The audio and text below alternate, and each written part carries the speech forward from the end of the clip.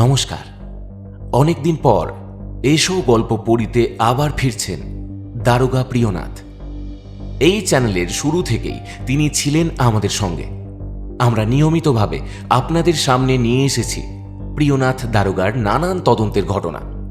প্রত্যেকটি ঘটনার বিবরণে আপনারা বুঝেছেন তৎকালীন সময়ে শুধুমাত্র তীক্ষ্ণ বুদ্ধিকে কাজে লাগিয়ে কি নিপুণভাবে তিনি সমাধান করেছেন বিভিন্ন কেস। প্রিয়নাথ মুখোপাধ্যায় ছিলেন ব্রিটিশ আমলের লালবাজারের এক সুদক্ষ গোয়েন্দা। পরবর্তীকালে নিজের জীবনের অভিজ্ঞতা দিয়ে তিনি পাঠকদের উপহার দিয়েছেন দারোগার দপ্তর। আজ সেখান থেকেই আপনাদের জন্য থাকছে একটি গল্প।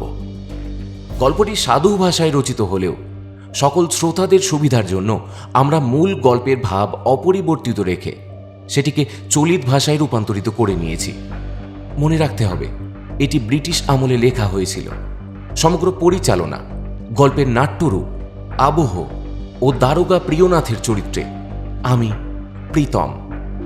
আজকের গল্প পাঠে ব্রতদীপ, অন্যান্য চরিত্রে ইভান, প্রভাকর, অমিত, রক্তিম, বর্ণিশা, বিশ্বদীপ, আফরোজা, সঞ্চিতা, মৌমিতা, শিবম ও বিপ্রদীপ।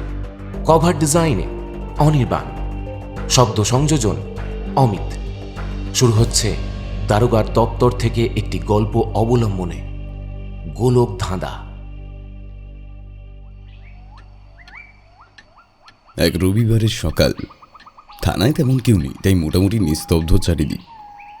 নানান পাখির ডাকার সামনে জানলা দিয়ে ভেসে আসা টাটকা হাওয়ার স্পর্শে চেয়ারে গা এলিয়ে দিয়ে বেশ ফুরফুরে মেজাজে বসেছিলেন প্রিয়নাথ দারোগা। মাঝে মাঝে থানার সামনে রাস্তা দিয়ে ঘোড়া গাড়ি যাওয়ার শব্দ ভেসে আসছে, এছাড়া আর কোনো শব্দ নেই তেমন। বিগত 2-3 দিন পরিশ্রম হয়েছে বিস্তর একটা বেশ জটিল কেস নিয়ে, তবে শেষ পর্যন্ত সেটা সুরাহা করতে পেরে মনে মনে বেশ তৃপ্ত তিনি। কোনো এক আপন ভোলা মানুষ এক বাঁশিতে এক মেঠো সুর তুলে রাস্তা দিয়ে হেঁটে যাচ্ছে। সব মিলিয়ে আবেশে প্রায় মগ্ন হয়ে হারিয়ে গেছেন তিনি অন্য জগতে। এমন সময় কনস্টেবল হরিনাথ ঘরের ভিতর ঢুকতেই আবেশ কাটল। শরীরটা টান টান করে সোজা হয়ে চেয়ারে বসে প্রিয়নাথ বললেন, কি ব্যাপার, কিছু বলবে? স্যার, বাইরে একজন ভদ্রলোক আপনার সঙ্গে দেখা করবেন বলে অপেক্ষা করছেন। বেশ, ওকে ভিতরে পাঠিয়ে দাও। হরিনাথ বেরিয়ে যেতেই একটা দীর্ঘশ্বাস ছাড়লেন প্রিয়নাথ। এই হলো পুলিশের জীবন। একটু যে দুদণ্ড বসে মনের মতো এই সোনায় মোড়া সকালের আমেজ নেবেন, সে সুযোগ কই? আবার না জানি কি কেস এসে পড়ল, কি বা করণীয়। তাই মনে মনে প্রস্তুত হলেন আগন্তুকের মুখোমুখি হওয়ার। একটু পরেই হরিনাথের সাথে ঘরে এসে ঢুকলেন এক প্রাপ্ত বয়স্ক যুবক। আসুন, ইনি আমাদের দারোগাবাবু। যা বলার এনাকেই বলুন আপনি। দারোগা প্রিয়নাথকে দেখিয়ে যুবকটির উদ্দেশ্যে কথাগুলো বলে হরিনাথ আবার বেরিয়ে গেল। দারোগাবাবু সামনের চেয়ারের দিকে ইশারা করতেই যুবকটি মুখে আলতো হাসি এনে একটা চেয়ার টেনে বসলেন। আগন্তুকের বয়স আন্দাজ 30 হবে। পোশাক পরিচ্ছদ দেখে প্রিয়নাথের যুবকটিকে বেশ রুচিশীল মনে হলো। বলুন, আপনাকে কিভাবে সাহায্য করতে পারি? নমস্কার, আমি শ্রী সুশীল চন্দ্র মিত্র। এক বিশেষ উদ্দেশ্যে আপনার কাছে আসা। একটু থেমে পরনের পাঞ্জাবির পকেট থেকে একটি চিঠি বের করে সুশীলবাবু আবার বললেন, এটা এটা আপনার জন্য। হাত বাড়িয়ে সেটি গ্রহণ করে খুলে পড়তে শুরু করলেন প্রিয়নাথ। ডিয়ার প্রিয়নাথ, এই ভদ্রলোক যে বিষয় নিয়ে তোমার কাছে যাচ্ছেন সেটা শুনে প্রয়োজন মনে হলে তদন্তে নেমে পড়বে। বেশ, বুঝলাম। এবার বলুন তো, আমায় ঠিক কি করতে হবে? চিঠিটি এসেছে উপর মহল থেকে। তার সিনিয়র অফিসার লিখেছেন। চিঠিটা ভাঁজ করে সামনে টেবিলে রেখে সুশীলবাবুকে প্রশ্নটা করলেন তিনি। আপনি কি করবেন আমি জানি না, তবে এটা বলতে পারি যে আমি নিজের স্বার্থের জন্য আপনার কাছে আসিনি। আপনার মূল্যবান সময় হয়তো একটু নষ্ট করব, এর জন্য আগাম ক্ষমা চেয়ে নিচ্ছি। যুবকটির বিনয়ী ভাব প্রিয়নাথের হৃদয় বেশ স্পর্শ করল। মুখে একটা আন্তরিকতার হাসি এনে তাকে বললেন, যে জন্য আপনি আমার কাছে হাজির হয়েছেন সেটা বুঝতে আমার বিশেষ সময় লাগবে না। আপনার মনে ইদানিং কোনো ভীষণ সন্দেহ হঠাৎ দানা বেঁধেছে, কিন্তু উপযুক্ত প্রমাণের অভাবে সেই ব্যাপারে নিশ্চিত হতেও পারছেন না, আবার সন্দেহটা মন থেকে ঝেড়ে ফেলতেও পারছেন না। তাই এইসব নিয়ে ভেবে ভেবে দিশাহারা হয়ে শেষে এই ব্যাপারে আমাদের মতামত নিতে এখানে হাজির হয়েছেন। কি ঠিক বললাম তো সুশীল বাবু? সুশীলবাবু চুপ করে কয়েক মুহূর্ত প্রিয়নাথের দিকে চেয়ে রইলেন। তারপর বেশ উচ্ছ্বসিত কণ্ঠে বলে উঠলেন, সত্যি একদম ঠিক জায়গায় এসেছি। আপনার পর্যবেক্ষণ ক্ষমতা এতটা তীক্ষ্ণ সেটা ভাবতেও পারিনি। এবার মনে হচ্ছে এই ব্যাপারটার একটা সুরাহা হবে। বেশ, এবার পুরো বিষয়টা একটু খুলে বলুন তো শুনি। সুশীলবাবু মনে মনে নিজেকে একটু গুছিয়ে নিলেন মনে হলো। তারপর বললেন, দারোগাবাবু, এই শহরের বিজয়ধন মিত্রের নাম নিশ্চয়ই আপনি শুনে থাকবেন, কারণ এই কলকাতার মিত্র পরিবারের মধ্যে এমন ধনী ব্যক্তি তো খুব কমই আছেন, তাই না? ভদ্রলোকের নাম প্রিয়নাথ বিলক্ষণ শুনেছিলেন, তাই মাথা নেড়ে সায় দিলেন। উত্তর বুঝে সুশীলবাবু বললেন, তাহলে উনি যে নিঃসন্তান ছিলেন এবং বছর কয়েক আগে স্ত্রী পরলোকগত হওয়ার পর উনি যে আবার দ্বিতীয় একটি বিবাহ করেন, এটাও শুনে থাকবেন নিশ্চয়ই। বলা বাহুল্য প্রিয়নাথ আবার মাথা নেড়ে সায় দিলেন। আসলে শহরের গণ্যমান্য ব্যক্তির সম্বন্ধে মোটামুটি খোঁজ খবর সবসময় রাখতে হয় তাদের। বেশ, এত কিছু যখন জানেন তাহলে আপনি এও জানেন যে তিনি আমার নিতান্ত পর ছিলেন না। তিনি যদি দ্বিতীয়বার বিবাহ না করতেন আর 1.5 বছর আগে যদি না তার এক পুত্র সন্তান জন্মগ্রহণ করত, তাহলে তার মৃত্যুর পর সমস্ত সম্পত্তির উত্তরাধিকারী হতাম আমি। আপনি কিন্তু ভাববেন না যে সম্পত্তির লোভে আপনার সাথে এই নিয়ে আলোচনা করতে এসেছি।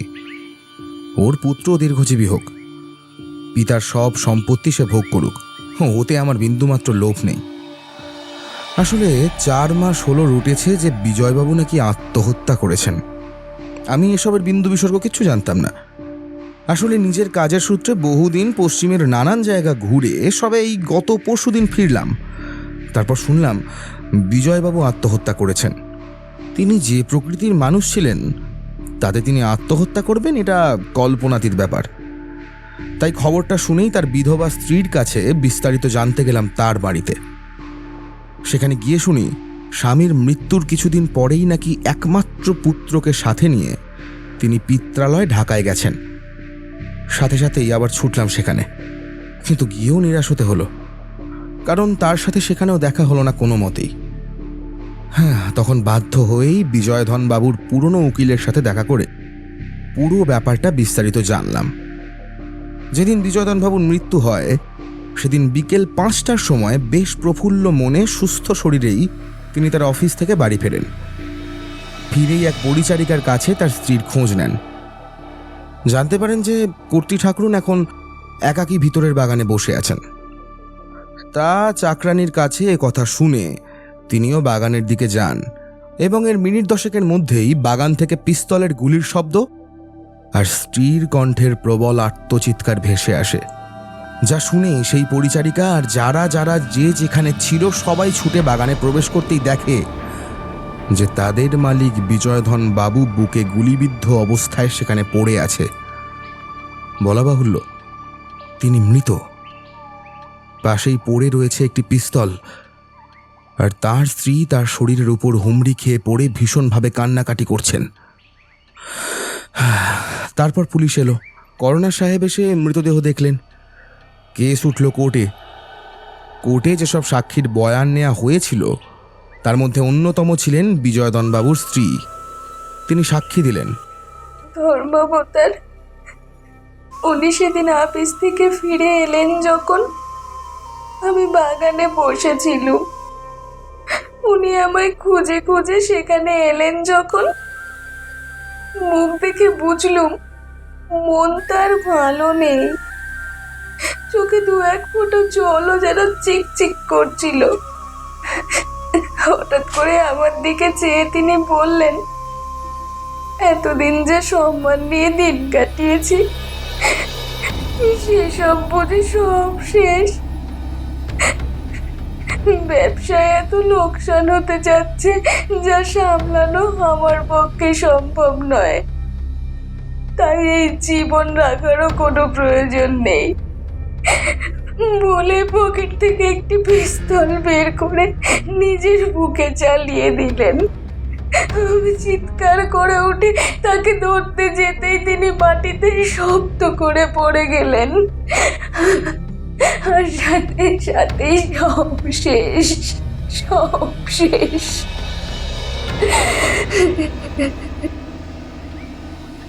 সুশীলবাবু এবার একটু থামলেন। জিজ্ঞাসু দৃষ্টিতে প্রিয়নাথ তার মুখের দিকে তাকিয়ে আছেন দেখে একটু বিরতি নিয়ে আবার তিনি বললেন, তার মৃত্যু নিয়ে যা যা আমি জানতে পেরেছি সবটাই আপনাকে খুলে বললাম। সে তো বুঝলাম, কিন্তু সুশীলবাবু, আপনি কেন এই মৃত্যু নিয়ে সন্দেহ করছেন সেটাই তো বুঝে উঠতে পারছি না। পুলিশ, কোর্ট সব তো পরীক্ষা করেই রায় দিয়েছে। বলছি আমার সন্দেহের কারণ যথেষ্ট আছে বলেই আপনাদের কাছে এসেছি। এক এক করে বলি। বিজয়ধন বাবু যখন বাড়ি ফেরেন, তিনি যে তখন বেশ সুস্থ শরীরে হাসি খুশি অবস্থায় ছিলেন, বাড়ির পরিচারিকা সেই সাক্ষ্য দিয়েছে। কিন্তু ওর স্ত্রী বলছেন সম্পূর্ণ ভিন্ন একটা কথা। আবার ভাবুন, বাড়িতেই যে পিস্তল সবসময় থাকতো, সেটা বয়ে অফিস নিয়ে যাওয়ার কারণ কি? যদি ধরেই নিই যে নেহাত আত্মহত্যা করার জন্যই পিস্তল নিয়ে অফিস গেছেন, তাহলে সেখানে এই কাজ না করে কেন বাড়ি ফিরেই করলেন? আরও একটা ব্যাপারে আমি খোঁজ নিয়েছি। ব্যবসায় প্রভূত ক্ষতি হওয়ার জন্য তিনি এই পথ বেছে নিয়েছেন। এমন একটা কথা যে উঠেছিল, সেটা জানেন তো, সর্বৈব মিথ্যা। পরে দেখা যায় যে উনি যে পরিমাণ অর্থ তার তহবিলে রেখেছিলেন, সমস্ত ঋণ মিটিয়ে দিতে তার 4 ভাগের 1 ভাগও খরচ হয়নি। এবার বলুন, তাহলে তিনি আত্মহত্যা করতে গেলেন কেন? এইসব সন্দেহ মনের মধ্যে ভিড় করতে থাকায় বাধ্য হয়েই আপনার কাছে এসেছি। এখন সব শোনার পর যদি আপনি বলেন যে এসব সন্দেহ নেহাত অমূলক, আমি সব চিন্তা এখনই মাথা থেকে ঝেড়ে ফেলব। আর যদি বলেন সন্দেহজনক কিছু আছে এর মধ্যে, তাহলে আপনাকে এই কেসের ভার নিতে বলবো আমি শুধু। এক টানা কথাগুলো বলে সুশীলবাবু থামলেন। প্রিয়নাথ সামনে ঢাকা দেওয়া জলের গ্লাসটা তার দিকে বাড়িয়ে মিটি হাসতে হাসতে তাকে বললেন, এই কেসের তদন্তের কোনো প্রয়োজন নেই। আমি এই ঘর থেকে না বেরিয়ে, এমনকি এই চেয়ার ছেড়ে না উঠেই বিজয়ধনবাবুর মৃত্যুর সমস্ত খুঁটিনাটি ব্যাপারে আপনাকে বলতে পারি। যুবকটি জলের গ্লাসটি হাতে নিয়েও আর পান করলেন না। খানিকটা যেন নিরাশ হয়ে একটা দীর্ঘশ্বাস ফেলে গ্লাসটা টেবিলে নামিয়ে রাখতে রাখতে বললেন, বুঝতে পারছি, এই কেসের তদন্ত আপনি আগেই করেছেন। আমার বোধ হয় এখন চলে যাওয়াই উচিত হবে। ভুল ভাবছেন, এই কেসের দায়িত্ব আমার ওপর ছিল না। আর এই পর্যন্ত এই কেস নিয়ে আমার মতামত কেউ চাননি আপনার আগে।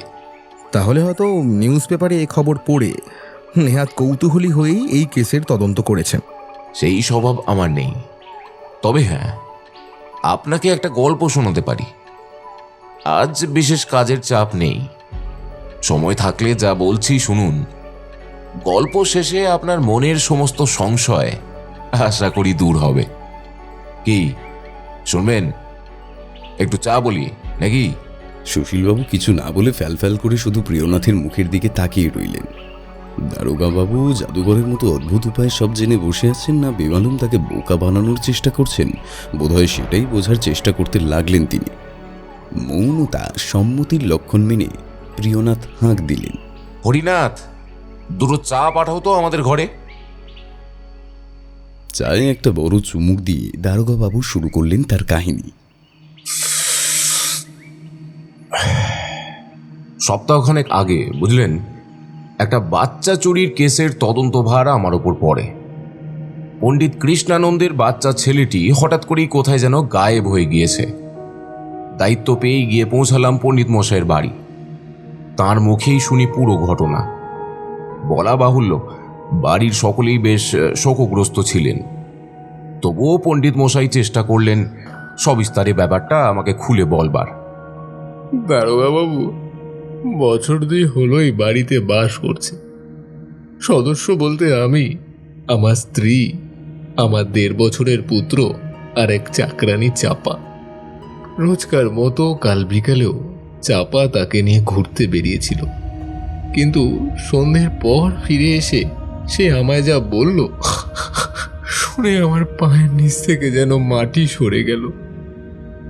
বাইরে বেরিয়ে একটা বড় বাড়ির সামনে তার সাথে নাকি এক মহিলার দেখা হয়।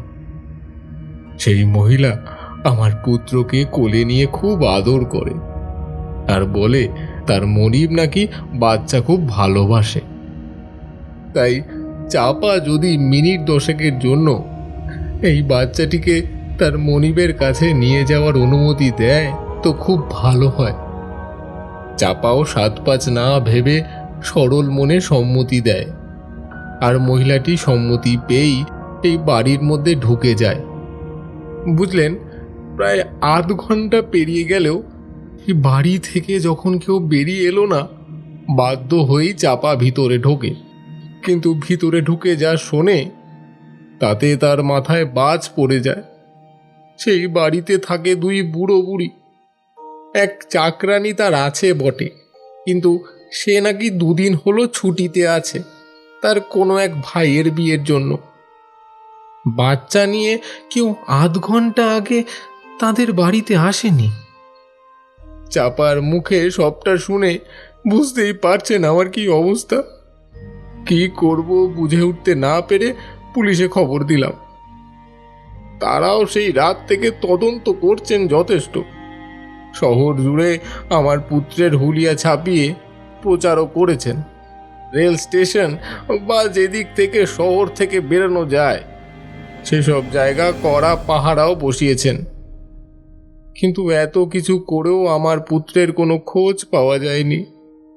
তবে এটা তারা জেনেছেন যে বাড়ির ভিতরে সেই মহিলা বাচ্চাটিকে নিয়ে গিয়েছিল সেই বাড়ির পাশে একটা ছোট্ট গলি আছে, আর সেই বাড়ি থেকে গলিতে বেরিয়ে যাওয়া যায়।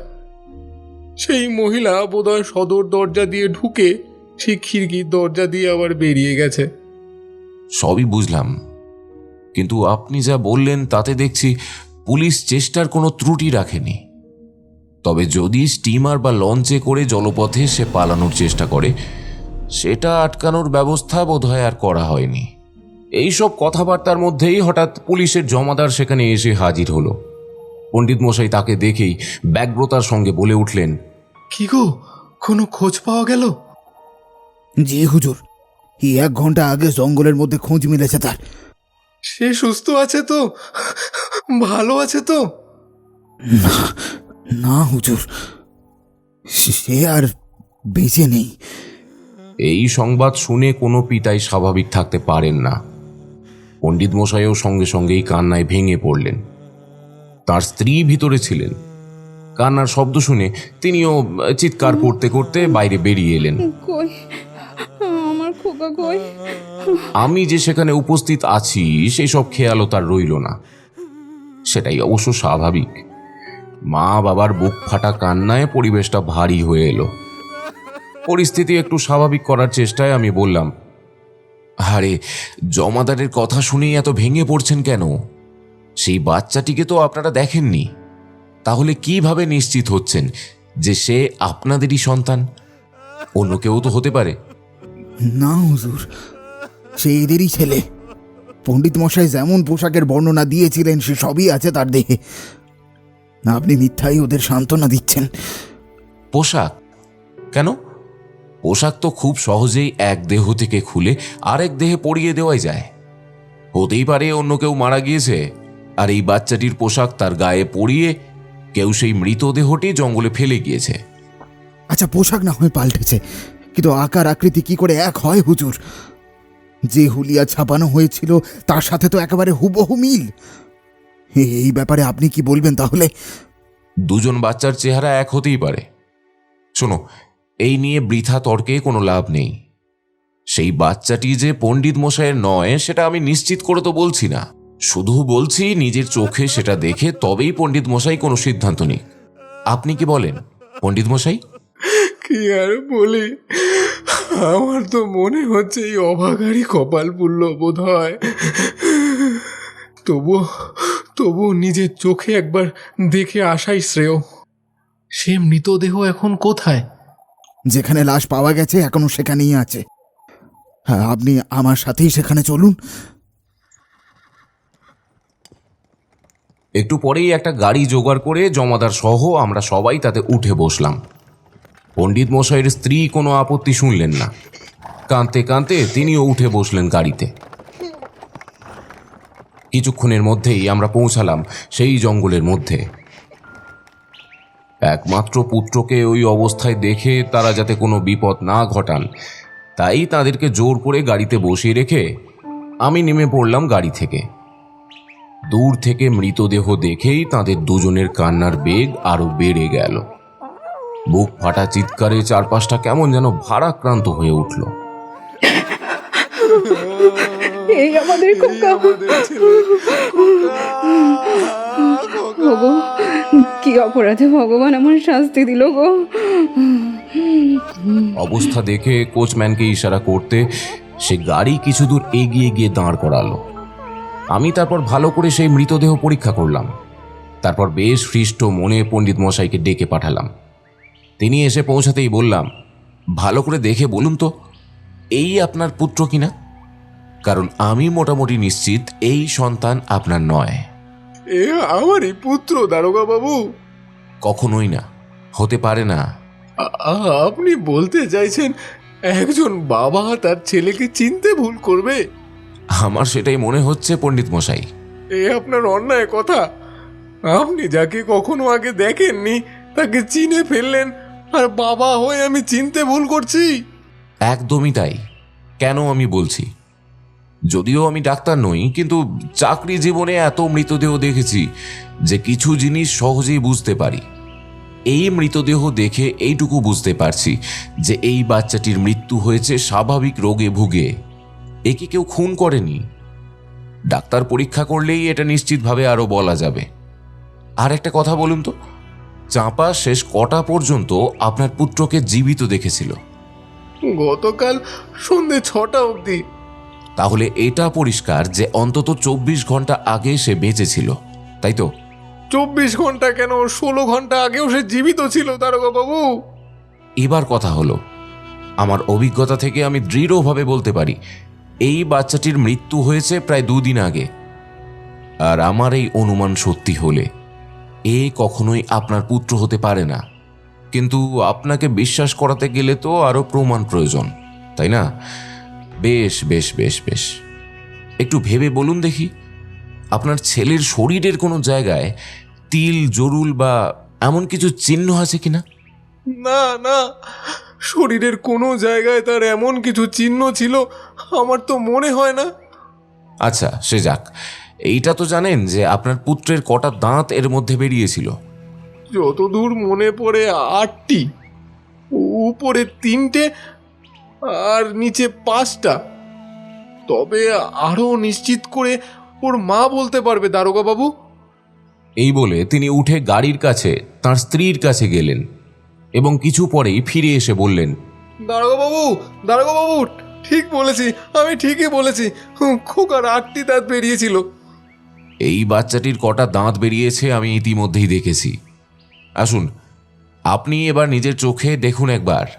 আমার কথা শুনেই পণ্ডিত মশাই আর দেরি না করে সেই মৃত বাচ্চাটির কাছে প্রায় ছুটে গেলেন। তারপর তার ঠোঁট সামান্য ফাঁক করে একটু পরেই উচ্ছ্বসিত গলায় বলে উঠলেন, দারোগা বাবু, এর তো দেখছি প্রায় পুরো দাঁতই বেরিয়ে গেছে। না না, এ আমার খোকা নয়, কোনো মতেই নয়। আবেগে পণ্ডিত মশাইয়ের গলা বুঝে এলো। আবার কান্নায় ভেঙে পড়লেন তিনি। তবে এই কান্নাতে বুক ফাটা আর্তনাদ ছিল না, ছিল জীবনের পরম কিছু ফিরে পাওয়ার প্রশান্তির আনন্দাশ্রু। একটু পরে চোখ মুছে তিনি উঠে দাঁড়ালেন।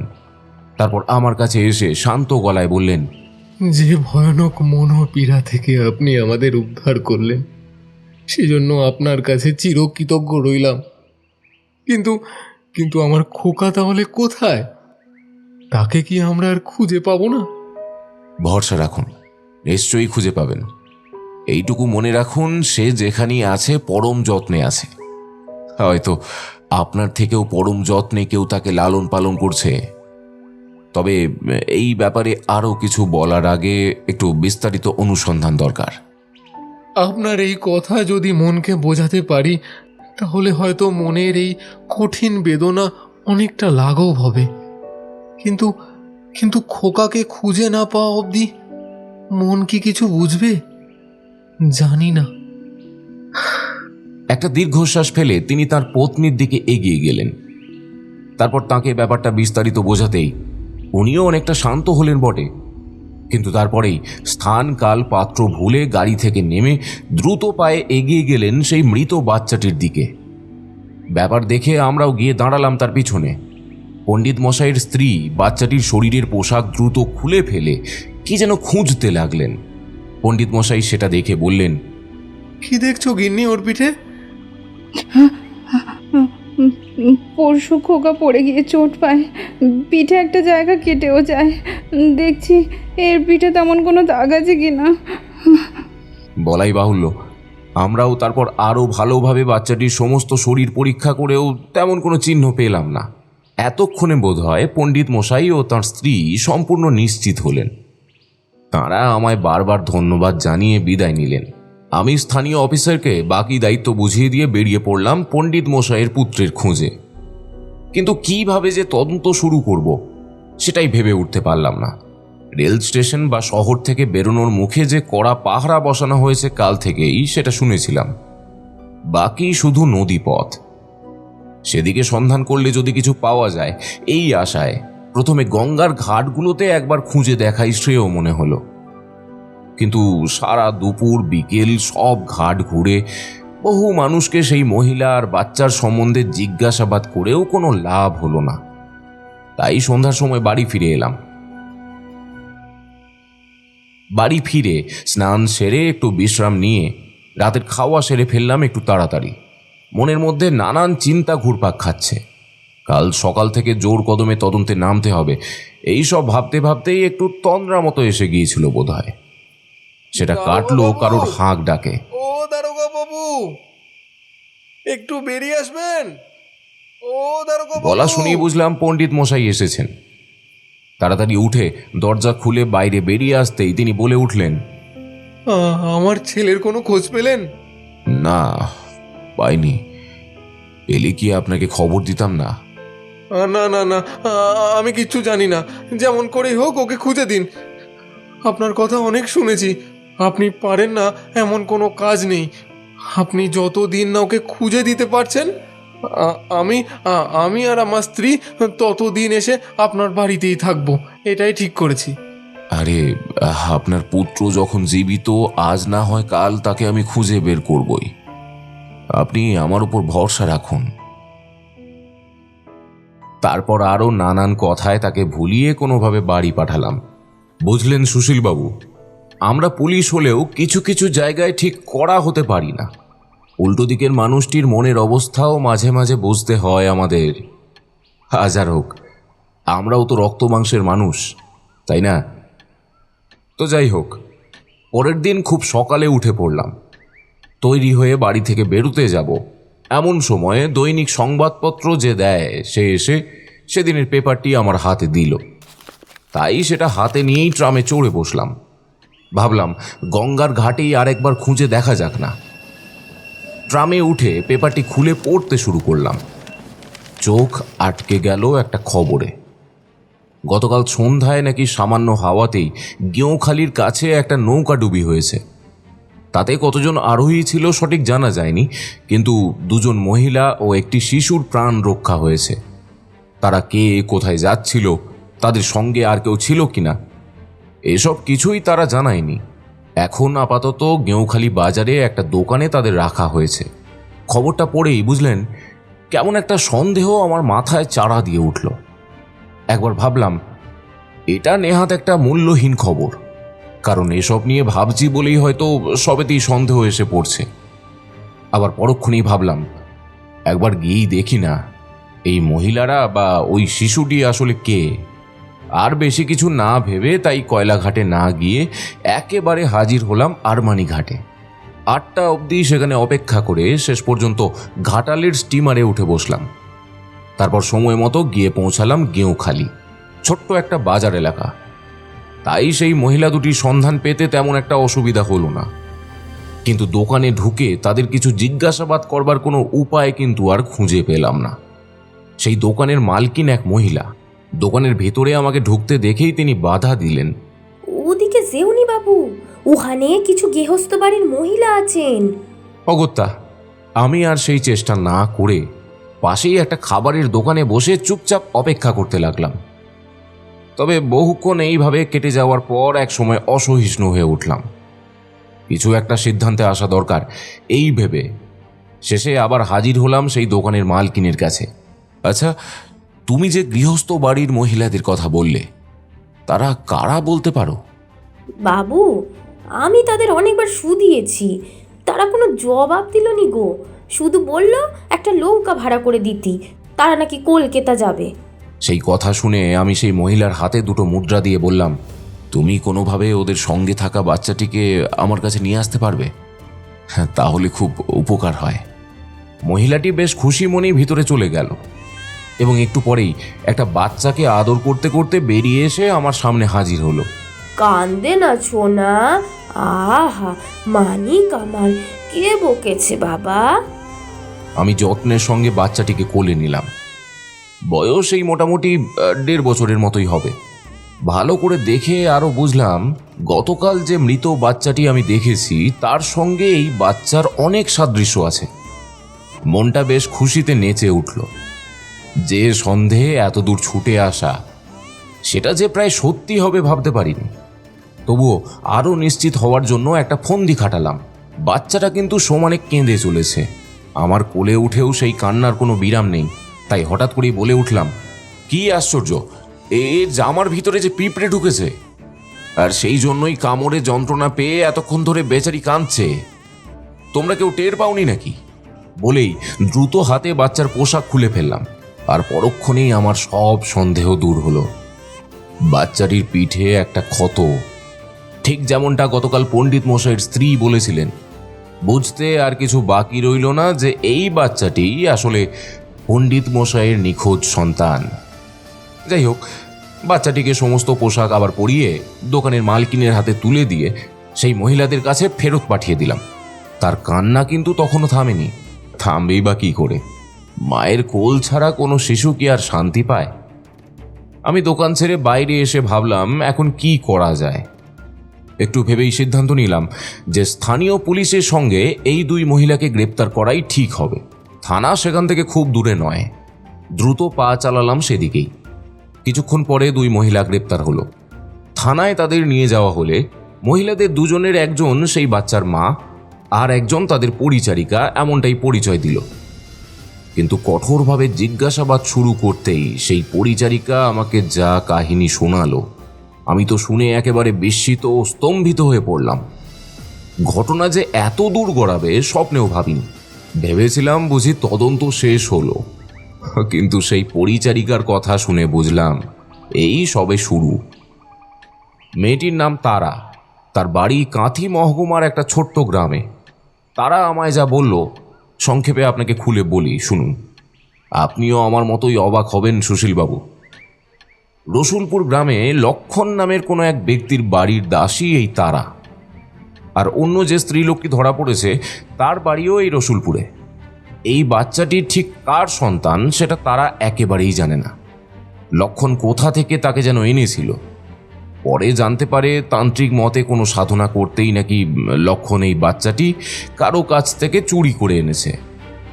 ব্যাপারটা জানতে পেরে তারার মনে স্নেহের উদ্রেক হয়, আর তারপরেই সে ওই মহিলার সঙ্গে যুক্তি করে বাচ্চাটিকে বাঁচানোর উপায় খুঁজতে থাকে। একটা উপায়ে শেষে পেয়েও যায়। রসুলপুর তো জানেন সমুদ্র পাড়ের গ্রাম, অনেক জেলের বাস সেখানে। তারা দুজনে মিলে সেই জেলেদের থেকে একটা নৌকা ভাড়া করে সমুদ্র তীরের একটা জায়গায় রেখে দেয়। তারপর সুযোগের অপেক্ষায় দিন গুনতে থাকে। সুযোগ এসেও যায়। লক্ষণ একদিন তারাকে ডেকে সেই বাচ্চাটিকে স্নান করিয়ে বালিয়াড়ির কাছের শিব মন্দিরে নিয়ে আসতে বলে। তারা সঙ্গে সঙ্গেই তাকে কোলে নিয়ে বেরিয়ে পড়ে। তারপর সেই অন্য মহিলাটির সঙ্গে দেখা করে দ্রুত তাদের ভাড়া করে রাখা নৌকার কাছে পৌঁছায়। মাঝি আগেই সব শুনে তৈরি ছিল। সঙ্গে সঙ্গে তারা সমুদ্রে নৌকা ভাসিয়ে দেয়। শেষে গেঁউখালির কাছে এসে তাদের নৌকা কোনোভাবে ডুবে যায়। সুশীলবাবু, এবার তবে ভাবুন, এই সব শোনার পর আমার মনের অবস্থা কি হলো। আসল অপরাধী যে অন্যজন, সেটা শুনে তো আর চুপ করে বসে থাকা যায় না। তাই অগত্যা এই লক্ষণ নামক ব্যক্তির সন্ধান পাওয়া অত্যন্ত জরুরি হয়ে পড়ল। ঠিক হলো, পরের দিন সকালে স্থানীয় থানা থেকে কিছু অফিসার সেই বাচ্চা আর অন্য যে মহিলা ধরা পড়েছে তাকে নিয়ে কলকাতা যাবে, আর আমি তারাকে নিয়ে বেরোবো লক্ষণের খোঁজে। উপর মহলে চিঠি লিখে সেই কথা তখনই জানিয়ে দিলাম। পণ্ডিত মশাইকেও খবর পাঠালাম যে তার ছেলেকে খুঁজে পাওয়া গেছে এবং আমি তার অপহরণকারীর খোঁজে যাচ্ছি। প্রিয়নাথ এবার একটু থামলেন। সুশীলবাবু এক মনে ধৈর্য ধরে এতক্ষণ সবটা শুনছিলেন। দারোগাবাবুকে থামতে দেখে এবার একটু ইতস্তত করে বললেন, যদি কিছু মনে না করেন একটা কথা বলি। প্রিয়নাথ মাথা নাড়লে তিনি বললেন, আসলে আমি কিন্তু কিছুই বুঝে উঠতে পারছি না, এই ঘটনা আপনি আমাকে কেন এত সবিস্তারে শোনাচ্ছেন। আমি যে উদ্দেশ্য নিয়ে আপনার কাছে এসেছি তার সাথে এর কোনো সম্পর্ক আছে বলে তো মনে হচ্ছে না আমার। সুশীলবাবুর মুখের দিকে তাকিয়ে প্রিয়নাথ এবার সশব্দে হেসে ফেললেন। ভাবছেন দারোগাবাবুর মাথাটা বোধহয় গেছে, তাই না? বা সময় কাটাতে গল্প ফেঁদে বসেছে। ধৈর্য ধরুন সুশীলবাবু, বলেছিলাম না, সবটা শুনলে তারপর বুঝবেন। আমার কাহিনীর শেষটা কিন্তু এখনো বাকি। শুনুন, সব ধোঁয়াশা কেটে যাবে। সুশীল মিত্র বোধহয় এবার একটু লজ্জা পেলেন। ওইভাবে বলা যায় তার মোটেও শোভনীয় হয়নি বুঝতে পেরে মাথাটা নিচু করলেন। প্রিয়নাথ এবার বেশ রহস্যময় গলায় বললেন, এই জগতে কখনো কখনো অনেক অদ্ভুত সমাপতন ঘটে সুশীলবাবু। অনেক ভেবেও যে জিনিস মেলাতে পারা যায় না, হঠাৎ দেখলেন আরে এ তো এক সুতোয় গাঁথা। বাকি ঘটনা শুনুন, কথা দিচ্ছি সব সংশয় কাটিয়ে তবেই এখান থেকে বাড়ি ফিরবেন। প্রিয়নাথ মুখুজ্জে কখনো মিথ্যা প্রতিশ্রুতি কাউকে দেয় না, জানবেন। সুশীলবাবু চুপ করে থাকেন। তার মুখ গল্প শেষের আগে আর খুলবে বলে মনে হয় না। প্রিয়নাথ আবার শুরু করলেন তার কাহিনী। তো কি যেন বলছিলাম, হ্যাঁ, মোটামুটি সব তো ঠিক হয়েই গেল। পরের দিন সকালেই তারাকে নিয়ে একটা ছোট্ট স্টিমারে যাত্রা শুরু করলাম।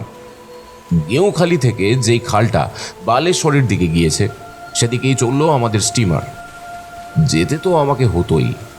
লক্ষণ আসলে কে, এই দুজন কেনই বা তার নাম নিল, তারার সাথের ওই মহিলার বাড়ি সত্যি রসুলপুর কিনা, সেই বা কেন এইসব ব্যাপারে জড়িয়ে পড়ল, এগুলো না জানলে ঠিক শান্তি পাচ্ছিলাম না।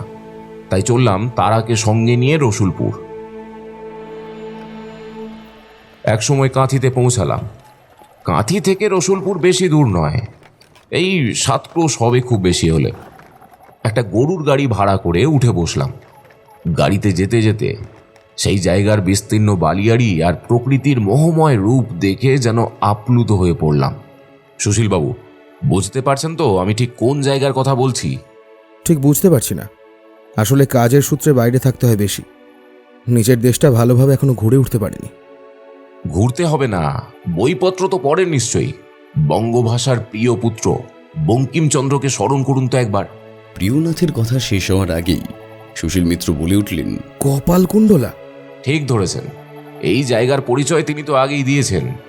তাঁর কৃপাতেই তো সেই বালিয়াড়ির ভিতরে আর সেই রসুলপুর গ্রামে নবকুমারের সঙ্গে বোধহয় আমরা কপালকুণ্ডলাকে দেখেছি। তো সেই রসুলপুর পৌঁছে শুরু হলো লক্ষণের খোঁজ। খুঁজতে খুঁজতে তার বাড়ির হদিশ মিলল, কিন্তু লক্ষণকে পেলাম না। প্রতিবেশীদের থেকে জানলাম সে গ্রামে প্রায় থাকে না বললেই চলে, তার কর্মক্ষেত্র মূলত কলকাতা। গ্রামের লোকে লক্ষণ সম্বন্ধে সবই জানে। চুরি, ছিনতাই, জাল কারবার করে সে ধরা পড়ে জেল খেটেছে বহুবার। লোকজনকে মারধর করে জরিমানাও দিতে হয়েছে। 2-1টা খুনও যে সে করেনি তাও নয়, কিন্তু কখনোই সেই অপরাধে ধরা পড়েনি। কলকাতার দাগি অপরাধী বলা যায় তাকে। পুলিশ নাকি বেশ ভালো করে তাকে চেনে, তবে কোন নামে সে কলকাতায় পরিচিত সেটা গ্রামের কেউই বলতে পারল না। খোঁজ করতে গিয়ে আরও জানলাম যে মাস কয়েক আগে এক মহিলা আর এক বাচ্চাকে সঙ্গে নিয়ে সে নাকি গ্রামে ফেরে, তারপর তার বাড়িতেই তারা থাকতো। তবে কিছুদিন হলো সেই মহিলা আর বাচ্চার কোনো খোঁজ নেই। ধীরে ধীরে বুঝতে পারলাম তারা কিছুটা ঠিক বললেও বেশিরভাগ কথাই মিথ্যা বলেছে। কিন্তু আসল সত্যি জানতে হলে লক্ষণের সন্ধান পাওয়া তো দরকার। কিভাবে যে এখন তাকে খুঁজে পাই সেসবই ভাবছি। এমন সময় গ্রামের একজন এসে আমায় বলল, হুজুর, আপনি তাকে খুঁজেছেন?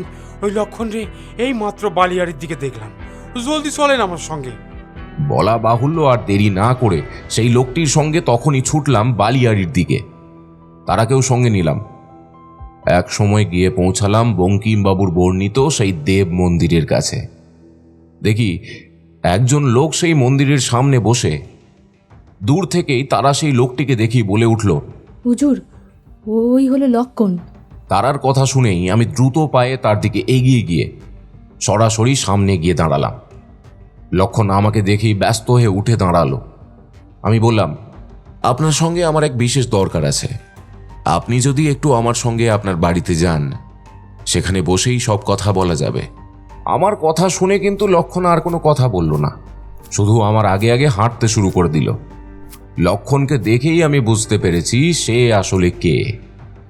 আমাকে সে চিনুক বা না চিনুক, সে কিন্তু আমার কাছে বিশেষ পরিচিত। তবে কলকাতায় দাগি অপরাধীদের তালিকায় তার যে নামটি আছে সেটা তখন কিছুতেই আর মনে করে উঠতে পারলাম না। বালিয়াড়ির মধ্যে দিয়ে যেতে যেতে হঠাৎ এক সময় লক্ষণ আমাকে বলল, হুজুর, আপনি আমায় চিনতে পেরেছেন কিনা জানি না, আমি কিন্তু আপনাকে বেশ ভালো মতো চিনি। আপনি তো পুলিশ, তাই না? হ্যাঁ, এটাও বুঝতে পারছি কোনো মিথ্যা অপরাধে আমায় ধরতে এসেছেন আপনি। যাই হোক, এখন যদি আমি আপনার সাথে না যাই, তাহলে এই একাকী অবস্থায় আপনি আমার কোনো ক্ষতি কি করতে পারবেন? লক্ষণের মুখে এই কথা শুনে আমি বেশ অবাক হলাম। একটু চিন্তাও যে হলো না তাও নয়, কারণ আমি সত্যিই তো একা। তবে পরক্ষণেই সেই ভাব আমার কেটে গেল। দ্রুত হাতে আমার পিস্তলটি বের করে তার দিকে উঁচিয়ে বললাম, তুমি ভেবো না আমি অসহায়। সহজে আমার সঙ্গে যেতে না চাইলে জেনে রেখো, এখানেই গুলি করে তোমায় মেরে ফেলবো। লোকজন দেখতেও আসবে না। আমার ক্রুদ্ধ গলা শুনে আর হাতের অস্ত্রটি দেখে লক্ষণ আর কোনো কথা বলল না। বাধ্য ছেলের মতো আবার হাঁটা শুরু করলো।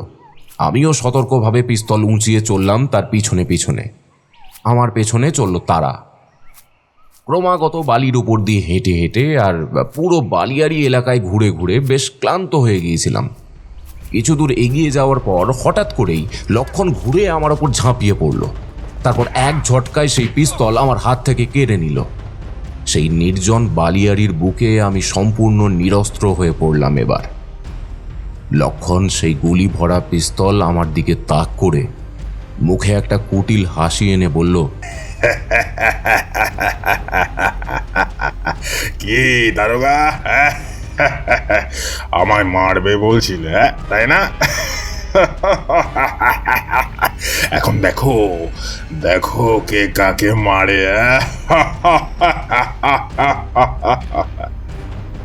আমি বুঝে উঠতে পারলাম না ঠিক কি করব। সামনে পিস্তল উঁচিয়ে যে দাঁড়িয়ে আছে সে একজন দাগী অপরাধী। মানুষ খুন করা তার কাছে অন্তত কোনো বড় ব্যাপার নয়। কিছু না ভেবে উঠতে পেরে সামনে একটা বালির স্তূপ দেখে দ্রুত তার আড়ালে সরে যেতেই লক্ষণ গুলি চালালো, পরপর 3 বার। ভগবানের অসীম কৃপা, একটা গুলিও আমার গায়ে লাগলো না। লক্ষণ সেই সময় আমার থেকে মাত্র 10 হাত দূরে। তারা আমাদের পিছনেই আসছিল, কিন্তু ঘটনা পুরো অন্যদিকে বাঁক নিয়েছে দেখেই সেও ততক্ষণে গিয়ে দাঁড়িয়েছে লক্ষণের পাশে। আমি এবার কি করব না করব তাই ভাবছি, এমন সময় ঘটল এক আশ্চর্য ঘটনা। লক্ষণ আর তারা যে জায়গায় দাঁড়িয়ে আমার দিকে গুলি ছুঁড়ছিল তার পাশেই ছিল পর্বত প্রমাণ এক বালির স্তূপ। তার নিচের দিকটা বোধহয় বহুদিন ধরে বেশ ক্ষয়প্রাপ্ত হয়েছিল। আজ এই পিস্তলের গুলির তীব্র শব্দে সেই বিরাট বালির স্তূপ হঠাৎ ধসে পড়ল। লক্ষণ আর তারা আমার চোখের সামনে সেই স্তূপের মধ্যে চাপা পড়ল। ব্যাপার দেখে আমি কিছুক্ষণ কিংকর্তব্য বিমূঢ় হয়ে দাঁড়িয়ে রইলাম, কিন্তু পরক্ষণেই দৌড়ে গেলাম সেদিকে। পাগলের মতো বালি সরিয়ে তাদের উদ্ধার করবার চেষ্টা করতে লাগলাম, কিন্তু একটু পরেই বুঝলাম এই কাজ একা করা আমার পক্ষে অসম্ভব। তাই দেরি না করে ছুটতে শুরু করলাম গ্রামের দিকে। ভাগ্য নেহাত ভালো ছিল, একটু যেতেই দেখি 4-5 জন লোক সেদিক দিয়ে কোনো কাজে যাচ্ছে। তাদেরকে ব্যাপারটা বুঝিয়ে বলতেই আমার সঙ্গে তারা আসতে রাজি হয়ে গেল। দ্রুত ফিরে এসে সবাই হাত লাগালাম। অনেকক্ষণ ধরে সবার সম্মিলিত চেষ্টার পর বালি সরিয়ে দুজনকে উদ্ধার করা সম্ভব হলো। দুজনেই তখন সংজ্ঞাহীন আর গুরুতর আহত। বালির স্তূপের কিছু কিছু জায়গা দীর্ঘদিন ধরে জমে থাকার ফলে পাথরের চেয়েও কঠিন হয়ে গিয়েছে। মনে হয় তার আঘাতেই দুজনে সাংঘাতিকভাবে আহত হয়েছে।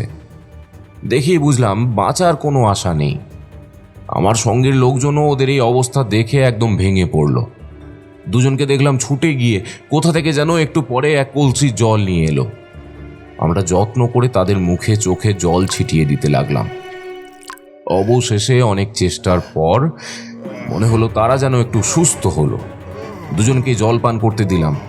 জলপান করেই এক সময় দুজনেই পুরোপুরি সংজ্ঞা ফিরে পেল।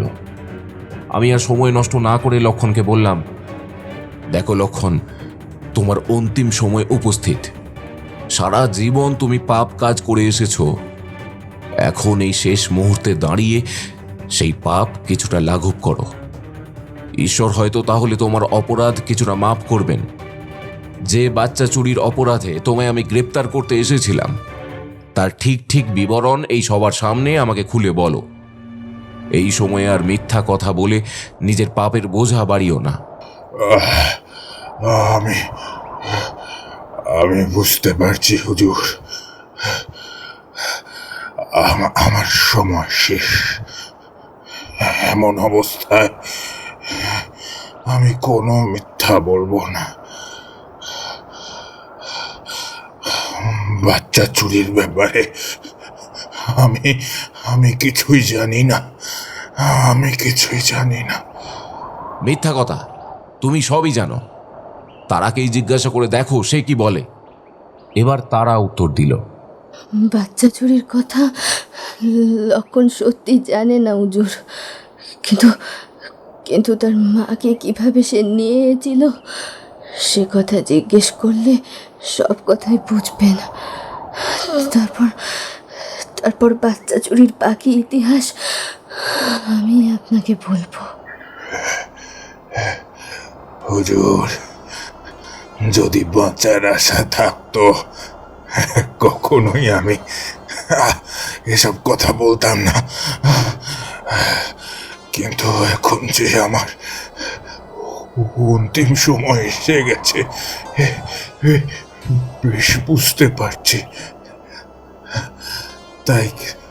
তাই কিছু গোপন করব না, সবটাই খুলে বলছি। যে বিভৎস অপরাধ আমি করেছি জানি নরকে ওঠাই হবে না আমার। তবুও আপনাকে সব বলে যাচ্ছি। আপনি শুনুন বা কোথাও লিখে নিন।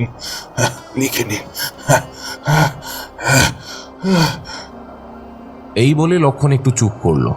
কাগজ পেন্সিল আমার বুক পকেটে সব সময় থাকে। আমি দ্রুত সেসব বের করে প্রস্তুত হলাম। আমার সঙ্গে আরও যারা সেখানে ছিল সেই বিভৎস অপরাধের কাহিনী শোনার জন্য তারাও আমার পাশে এসে দাঁড়ালো। এরপর লক্ষণ শুরু করলো তার কাহিনী। দারোগা বাবু, আপনি ভালো মতোই জানেন আমি দাগি অপরাধে, নানান অপরাধে আমার জেলও হয়েছে অনেকবার। শেষবার জেল থেকে বেরিয়ে এক ধনী গৃহস্থ বাড়িতে ঘনশ্যামার কাছে নিযুক্ত হই। সে বাবুর স্ত্রী মারা যাবার পর তিনি আবার বিয়ে করলেন ঢাকা জেলার এক মেয়েকে।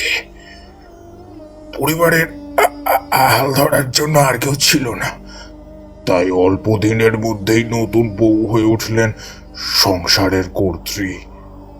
লেখাপড়া খানিক শিখেছিলেন ঠিকই, কিন্তু সংসারের কোনো কাজ তিনি করতেন না। দাসীরাই সব সামলাতো। কাজের মধ্যে ছিল শুধু বুড়ো স্বামীকে ছদ্ম ভালোবাসা দেখানো, খাওয়া দাওয়ার চারপাশ কি সব বই পড়া। মাঝে মধ্যে আমাদের সাথে ঠাট্টা তামাশাও করতেন। ক্রমে আমি তার ইশারা বুঝলাম এবং দুজনেই এক অবৈধ সম্পর্কে জড়িয়ে গেলাম। বেশ সুখেই দিন কাটছিল, কিন্তু হঠাৎ একদিন তার বাড়িতে একটা জিনিস চুরির অপরাধে আমার চাকরি গেল। সেই দিন থেকেই সেই বাড়িতে প্রবেশ নিষিদ্ধ হলো। কর্ত্রী ঠাকুরানী কর্তাবাবুর কাছে অনেক অনুরোধ করলেন, কিন্তু কর্তাবাবু রাজি হলেন না কিছুতে। ভাবলাম সুখের দিন বোধহয় শেষ হলো। ভুবন মোহিনীর যৌবনের স্বাদ আর বোধহয় পাবো না, কিন্তু সেটা হলো না, কারণ তিনি আমার চেয়েও বেশি দুঃখী হয়েছিলেন। শুরু হলো চিঠি লেখালেখি। চিঠির কথা মতো লুকিয়ে কখনো দিনে কখনো রাতে চোরের মতো বাড়ির ভেতরে ঢুকে বাগানে তার সাথে দেখা করতাম, আর তার সব রকম চাহিদা পূরণ করতাম। হ্যাঁ, ধীরে ধীরে আমার কাছে তার অনেক চিঠি এসে জমল। সে চিঠি যে কেউ দেখলেই বুঝতো যে ভুবন মোহিনী কেমন পিশাচিনী ও পাপিষ্ঠা।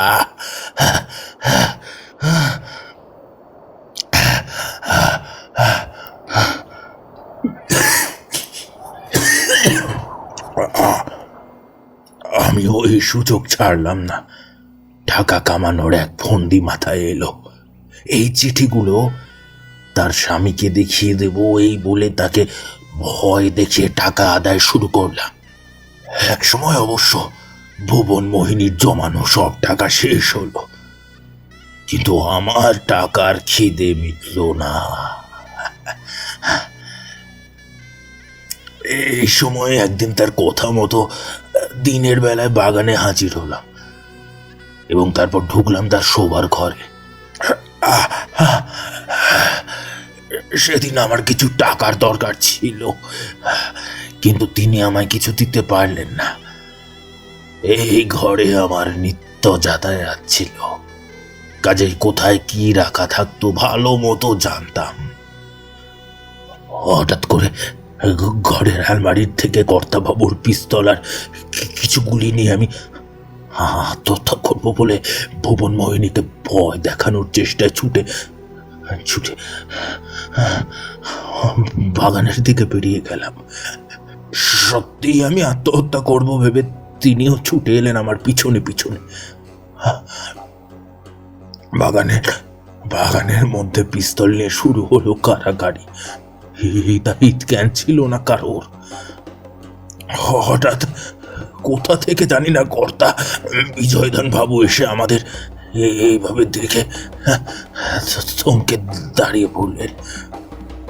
আমাদের এতদিনের গুপ্ত ভালোবাসা এইভাবে প্রকাশ হয়ে গেল দেখে ভয়ে জ্ঞান শূন্য হয়ে তার দিকে তাক করে গুলি ছুড়ে দিলাম। গুলি তার বুক চিড়ে দিল। তিনি সাথে সাথে মাটিতে সশব্দে পড়লেন এবং মারা গেলেন। ব্যাপার দেখে আমি তখন এসে পিস্তল কর্তাবাবুর দেহের পাশে ফেলে ভুবন মোহিনীকে বললাম, এই এক সর্বনাশ হলো। সত্যি কথা বললে দুজনেরই ক্ষতি। যদি তোমার মান সম্মান অক্ষুণ্ণ রাখতে চাও, সব কথা গোপন রাখবে। সবাইকে বলবে তোমার স্বামী নিজের পিস্তল দিয়ে আত্মহত্যা করেছেন। কথা মতো যদি কাজ না করো, আমি তোমার সর্বনাশ করব। প্রথমে তোমার মতো পাপীর আসল রূপ সবাইকে দেখাবো, আর তারপর তোমায় এইভাবে খুন করে আমার এই পাপী হাত আর একটু রাঙিয়ে নেব।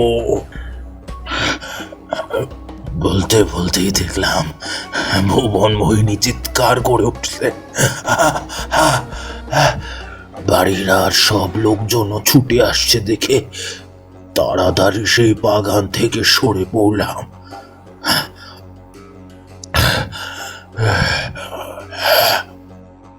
বলা বাহুল্য, সেই পাপী আমার কথা মতোই কাজ করলো। এছাড়া তার কোনো উপায় ছিল না। সবাইকে বলল তার স্বামী ঋণের জ্বালায় আত্মহত্যা করেছে। কোর্টেও এটা আত্মহত্যা বলেই রায় বেরোলো। আমিও বেঁচে গেলাম। এরপর উকিল বাবু জানালেন যে বিজয়ধন বাবু এক উইল করে গেছেন, যাতে বলা আছে তার অবর্তমানের সমস্ত সম্পত্তি পাবে তার একমাত্র পুত্র। কিন্তু যতদিন না সে সাবালক হচ্ছে, তার স্ত্রী ভুবন মোহিনীর সম্পত্তি দেখাশোনা করবে। পুত্রের নাবালক অবস্থায় যদি ভুবন মোহিনীর মৃত্যু হয়, তাহলে সেই বিষয়ের ভার যাবে জনৈক সুশীল চন্দ্র মিত্রের হাতে। আর যদি পুত্র আগে মারা যায়, তাহলে সব সম্পত্তির মালিক হবে সুশীল চন্দ্র মিত্র। ভুবন মোহিনী দিন গুজরানের জন্য সামান্য কিছু পাবেন তার কাছ থেকে। উইলের ব্যাপারে জানার পর আমাদের আনন্দের সীমা রইল না। সামনে কোনো বাধা নেই। আমি ভুবন মোহিনীকে কিছুদিন আমোদ প্রমোদ করার জন্য আমার বাড়ি যাবার প্রস্তাব দিতে সে রাজি হলো। বাপের বাড়ি যাবার নাম করে ছেলেকে নিয়ে সে চলে এলো এখানে। এই তারা হলো তারই চাকরানি। সে আমাদের কথা জানতো। সুতরাং ভুবন মোহিনীর সাথে সেও এখানে আসে। কয়েক মাস আমাদের বাড়িতে থেকে কিছুদিন হলো সে আর তারা কলকাতার উদ্দেশ্যে বেরিয়ে যায়। আমি তাদের সাথে যাইনি। তাই তারপর কি হয়েছে সত্যি আমি জানি না।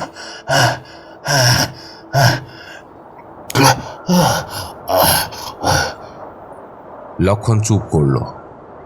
আমি সবকিছুই লিখে নিয়েছিলাম। সে থামতেই সবটা তাকে পড়ে শোনালাম। লক্ষণ সবটা শুনে বলল,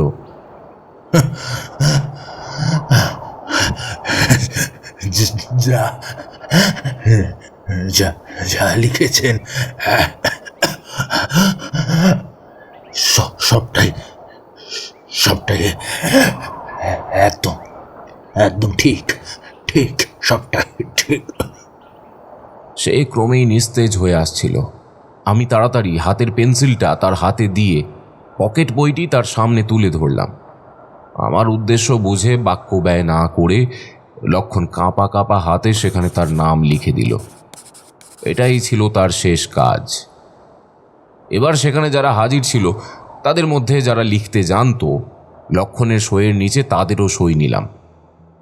এইসব সেরে বাকি ঘটনা শোনার জন্য তারাকে জিজ্ঞাসা করতেই সে বলল, এখান থেকে নৌকায় কলকাতা যাওয়ার পথে খোকার খুব অসুখ হয়, আর কলকাতা পৌঁছানোর আগেই নৌকাতেই সে মারা যায়। কতি ঠাউরন খুব ভেঙে পড়েন, কারণ উইল অনুযায়ী খোকার মৃত্যুতে তিনি সব সম্পত্তি থেকে বঞ্চিত হবেন। সব দিক বিচার বিবেচনা করে এই মৃত্যুর খবর চেপে যাওয়াই ঠিক মনে করলুম আমরা। কলকাতায় যেখানে আমরা থাকতুম তার কাছে পণ্ডিত কৃষ্ণানন্দ বাস করতেন। তার একটি পুত্র ছিল, যার আকার, বয়স সবটাই প্রায় খোকার সাথে মেলে। আমরা ঠিক করলুম তাকেই চুরি করে আমরা নিয়ে আসবো আর বিজয়ধন বাবুর পুত্র হিসাবে তার পরিচয় দেব। এতে আর সম্পত্তি হাতছাড়া হবে না। এইসব ভেবে কলকাতার এক ঘাটে নৌকা রেখে পণ্ডিত মশাইয়ের চাকরানির কাছ থেকে কৌশলে সেই বাচ্চাটিকে চুরি করে আবার ফিরে এলুম নৌকায়। সেই ছেলের সব পোশাক খুলে খোকাকে পরিয়ে দিলুম, আর রাত হতেই খোকার লাশ ফেলে দিয়ে এলুম এক জঙ্গলে।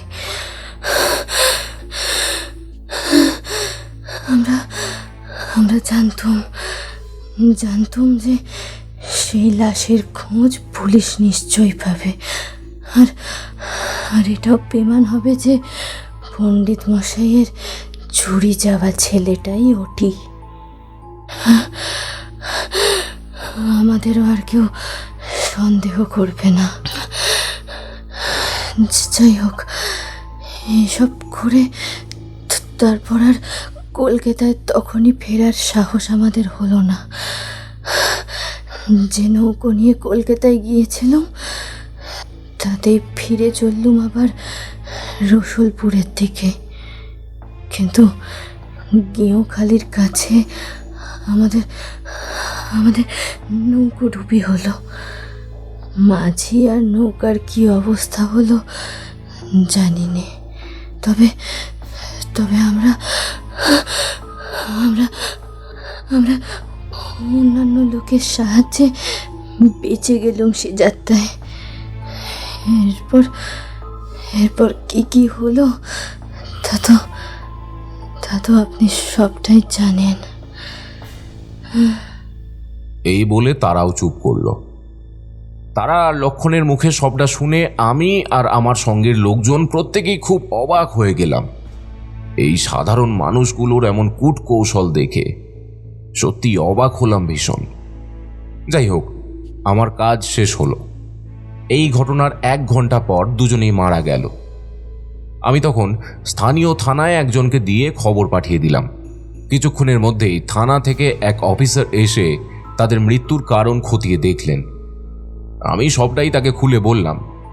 তারপর বাকি সব কিছুর দায়িত্ব তার হাতে দিয়ে আমি দ্রুত কলকাতার উদ্দেশ্যে রওনা দিলাম।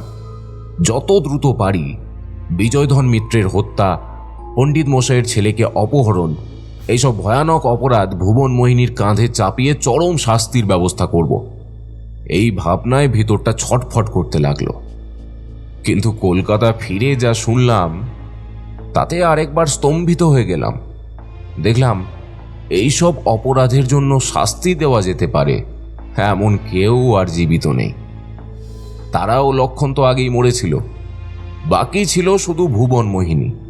কিন্তু কলকাতা আনার সময় লোকলজ্জার ভয়েই হয়তো সে নদীতে ঝাঁপিয়ে আত্মহত্যা করেছে। সমস্ত দোষী এইভাবে যখন আমার হাত ফসকে বেরিয়ে গেল, তখন আর কি করি? এই কেসের সব ইতিহাস নিজের মনেই গেঁথে আবার অন্য কাজে লেগে পড়লাম।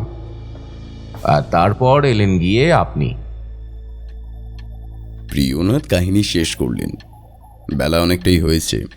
কিছুক্ষণ সব চুপচাপ, শুধু বাইরের কামরা থেকে বড় দেওয়াল ঘড়ির শব্দ ভেসে আসছে। সবটা শুনে সুশীলবাবু স্তব্ধ হয়ে গেছেন, যেন কিছুই ঠিক বিশ্বাস করতে পারছেন না। অনেকক্ষণ পর প্রিয়নাথের দিকে তাকিয়ে কোনো মতে শুধু জিজ্ঞাসা করলেন, তারপর? প্রিয়নাথ আবার চেয়ারে গা এলিয়ে দিলেন। একটা অদ্ভুত প্রশান্তি তার চোখে মুখে। এমন অদ্ভুত সমাপতন তো বারবার হয় না। মুখে একটা স্মিত হাসি এনে বললেন, তারপর আবার কি? বিজয়ধন মিত্রের সমস্ত সম্পত্তির মালিক এখন আপনি। তার মুখে এই কথা শুনে সুশীলচন্দ্রের মুখ থেকে কোনো কথাই বের হলো না। শুধু পুতুলের মতো নির্বিশেষে চেয়ে রইলেন প্রিয়নাথের মুখের দিকে। তার অবস্থা বুঝে প্রিয়নাথ গলায় একটা আন্তরিকতার ছোঁয়া এনে বললেন, সবকিছুই তো শুনলেন, এখন বাড়ি যান। পরে সময় মতো এসে আমার সঙ্গে দেখা করবেন। প্রয়োজন হলে আমার কাছে এই কেসের যা যা নথিপত্র আছে আপনাকে সবই আমি দেব। সুশীলবাবু এতটাই হতবাক হয়ে গেছেন যে এবারেও নির্বাক রইলেন। তারপর কোনো কিছু না বলে ধীরে ধীরে বেরিয়ে গেলেন ঘর থেকে। সে আপন ভোলা লোকটি বোধ হয় বাড়ি ফিরছে। আবার কানে এলো সে মন কেড়ে নেওয়া বাঁশির সুর। অজান্তেই প্রিয়নাথের ঠোঁটে ফুটে উঠল আলতো এক হাসির রেখা। নিজের ডেস্কের একটা ড্রয়ার টেনে বের করলেন মোটা একটা খাতা। ফাঁকা একটা পাতার উপরে বড় বড় করে লিখলেন, বালক চুরি, অর্থাৎ বালক চুরির ও ভয়ানক হত্যাকাণ্ডের অত্যদ্ভুত রহস্য।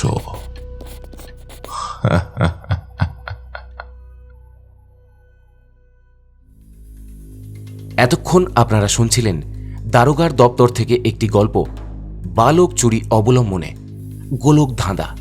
আমাদের কাজ ভালো লেগে থাকলে চ্যানেলটি সাবস্ক্রাইব করে আমাদের পাশে থাকতে ভুলবেন না। পরের দিন আবার আমরা ফিরে আসব নতুন কোনো গল্প নিয়ে। ভালো থাকবেন, সুস্থ থাকবেন। শুভরাত্রি।